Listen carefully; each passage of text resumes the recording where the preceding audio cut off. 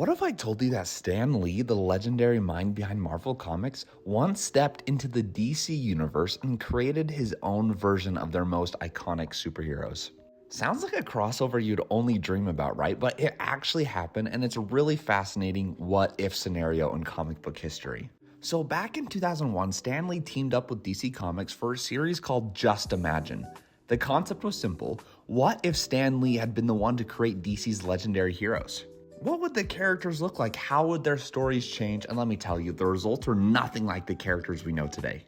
Take Superman, for example. In Stan's version, he's not the last son of Krypton. Instead, he's Saldin, a humble cop from another planet.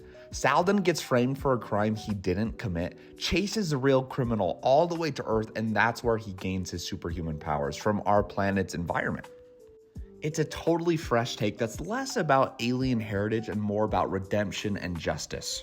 Then there's Batman. Forget Bruce Wayne and his billionaire gadgets. Stan's Batman is Wayne Williams, a former pro wrestler who becomes a vigilante after being wrongfully imprisoned.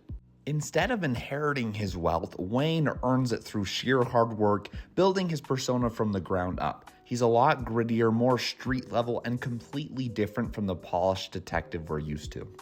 And Wonder Woman, she's not an Amazon from Themyscira anymore. Stan reimagined her as Maria Mendoza, a young woman from a Peruvian jungle who's blessed with powers by an ancient staff.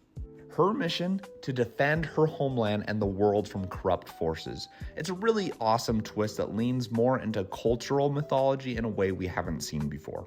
But the most incredible thing about Just Imagine is how it blended Stan Lee's signature Marvel storytelling with relatable characters and grounded motivations with the larger-than-life essence of these DC superheroes. And the series didn't just reimagine the characters, it reimagined what these heroes represent. But the project wasn't just about Stan Lee. He collaborated with legendary artists like Jim Lee, Joe Kubert, John Byrne, each bringing their own flavor to these bold new designs. It was really just a true meeting of comic book giants. But not everyone loved this series. Some fans thought it strayed too far from what made DC's heroes timeless, but for others, it was a refreshing experiment, a glimpse into how these characters might look if they were born under a different creative vision or narrative.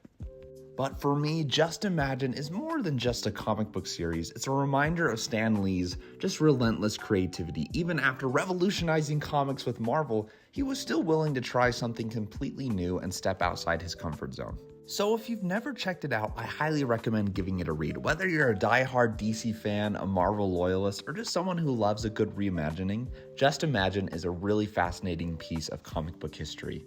And let me know, what do you think of Stan Lee's versions of these characters? Would you want to see them adapted into something bigger like a show or a movie? Or do you prefer the more classic DC versions?